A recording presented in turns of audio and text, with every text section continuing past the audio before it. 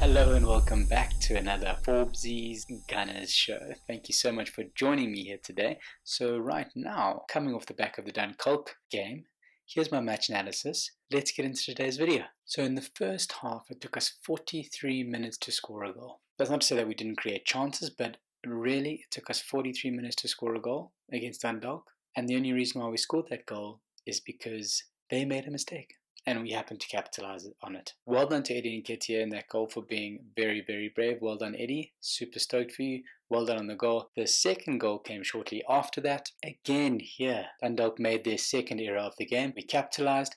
Pepe should have laid it off to Willock, who was in a much better position.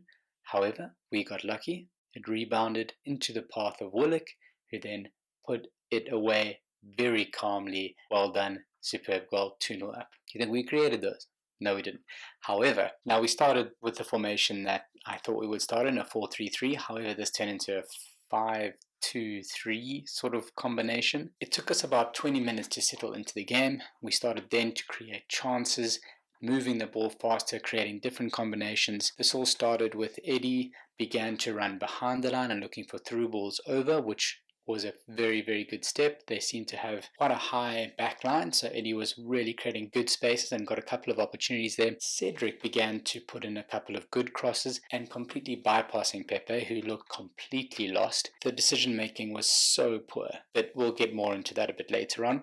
Kolasinac, he started to get involved in a couple of the attacking moves, really moving up the left-hand side, combining with Nathan Niles as well as Reiss Nelson, looking very, very positive, and did manage to get a couple of crosses in and looking really, really good. Willock was superb during this time, and Reiss Nelson as well, working really hard. The main points that I want to take away from this first half is Pepe just looked so poor. He tries to take on defenders every single time he gets the ball. That's just, you don't have to take on the defender every time you get the ball. He wasn't using 1-2s with both Cedric and Willock, trying to feed them or feed it back to him and get round players that way instead of trying to take them on and losing the ball needlessly. You have to build up your confidence in order to first then start beginning to take on defenders. Use the players around you. Use 1-2s, create combination plays. And if there's nothing on, filter it out, take it back wide, Pepe. Use other players. Use them and not having to attack every time. Also, I think because the first half wasn't going so well for him and every time he tried to take on a play, he seemed to lose the ball. He then didn't lay that ball off to Willock like he should have and took the shot on when he was closed down very, very well, and that would have just been such a superb little dummy shot, pass it to Willock, boom, in, and your confidence has grown. You don't have to win the game for Arsenal.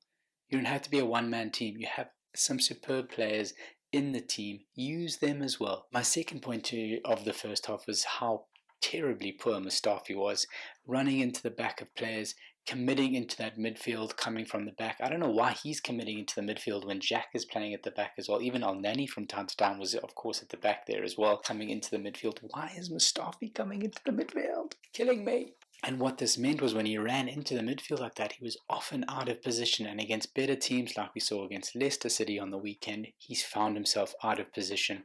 And we are then very susceptible to a counter-attack.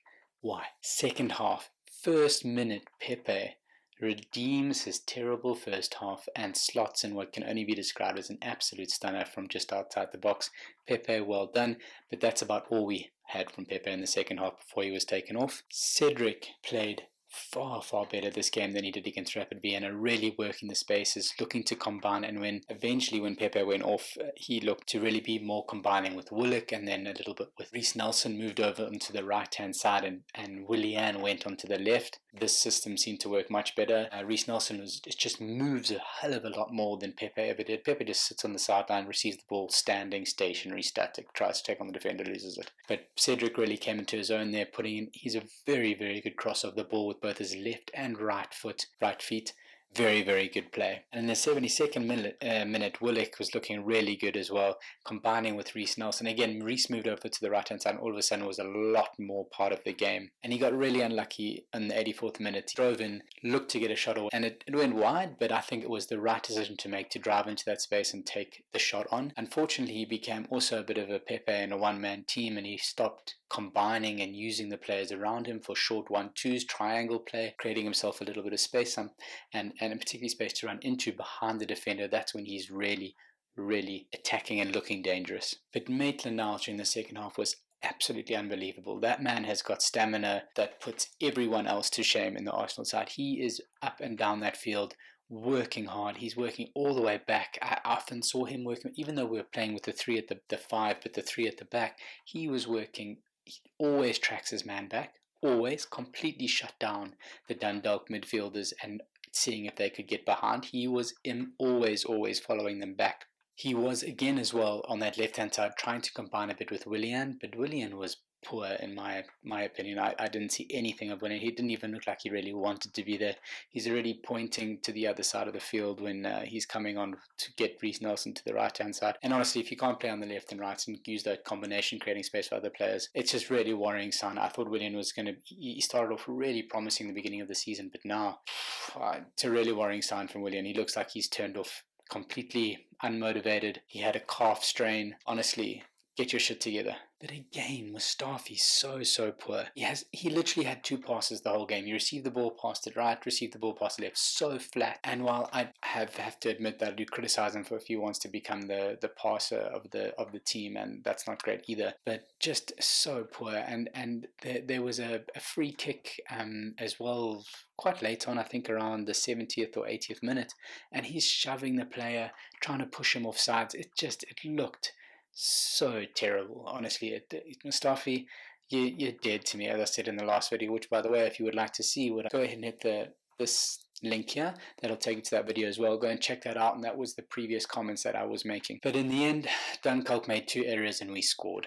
Pepe had 1 brilliant goal, and to be honest, if Dundalk hadn't made those mistakes, we would only be 1-0 up in the second half. I mean, that's the reality of this match. But special mention has to go to Willock, Niles, Reiss, Eddie.